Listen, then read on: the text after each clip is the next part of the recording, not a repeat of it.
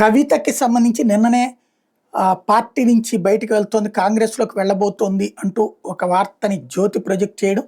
వీళ్ళు జర్నలిస్ట్‌లా, శాడిస్ట్‌లా అంటూ కవిత దాని మీద ట్వీట్ చేయడం జరిగింది. అయితే ఇవాళ జ్యోతి మరొక కథనాన్ని ప్రొజెక్ట్ చేసింది. బీఆర్ఎస్ ఎమ్మెల్సీ కవిత కాంగ్రెస్‌లో చేరేందుకు ఆ పార్టీతో రాయబారం నేర్పిన అంశానికి సంబంధించి మరింత సమాచారం వెలుగులోకి వచ్చింది. కాంగ్రెస్‌లో చేరడంతో పాటు బీఆర్ఎస్ నుంచి 6 ఎమ్మెల్యేలను తీసుకునొస్తా, నాకు మంత్రి పదవి ఇస్తారని కాంగ్రెస్ అధిష్టానం ముందు కవిత ప్రతిపాదన పెట్టినట్టు తెలిసింది. ఇందుకు సంబంధించి ఆంధ్రజ్యోతికి సమాచారం అందింది. ఈ సమాచారం ప్రకారం కవిత కాంగ్రెస్ హైకమాండ్తో టచ్లోకి వెళ్లారు. అధిష్టానంతో సంప్రదింపులు జరిపారు. మంత్రి పదవికి సంబంధించి తన అభిమతాన్ని కాంగ్రెస్ పెద్దల ముందుంచగా అధిష్టానం గ్రీన్ సిగ్నల్ ఇచ్చింది. టీపీసీసీ స్థాయిలో కవిత చేరికపై సుముఖత వ్యక్తమైంది. కానీ సీఎం రేవంత్ రెడ్డి సన్నిహిత వర్గాల అభ్యంతరం చెప్పడంతో కాంగ్రెస్లో కవిత చేరికకి బ్రేక్ పడింది. కవిత కాంగ్రెస్తో రాయబారం జరిపిన విషయాన్ని మంగళవారం ఆంధ్రజ్యోతి ప్రచురించిన విషయం తెలిసిందే. ఈ కథనం తీవ్ర చర్చకి దారితీసింది. కాగా గత 2 రోజులుగా ఆంధ్రజ్యోతిలో ప్రచురితమైన కథనాల మీద కవిత రుసరుసలాడారు.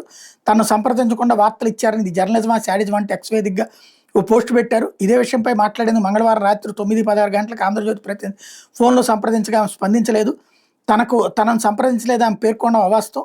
కేసీఆర్కి రాసిన లేఖను ఎవరు బయట పెట్టారో చెప్పాలని కవిత ఎంతకే అందుకు బాధ్యులు ఎవరన్నది చెప్పకపోవడం, కేసీఆర్ చుట్టూ ఉన్న దయ్యాలు ఎవరన్నది బయట పెట్టకపోవడం గమనార్హం అంటూ రివర్స్లో రాశారనమాట.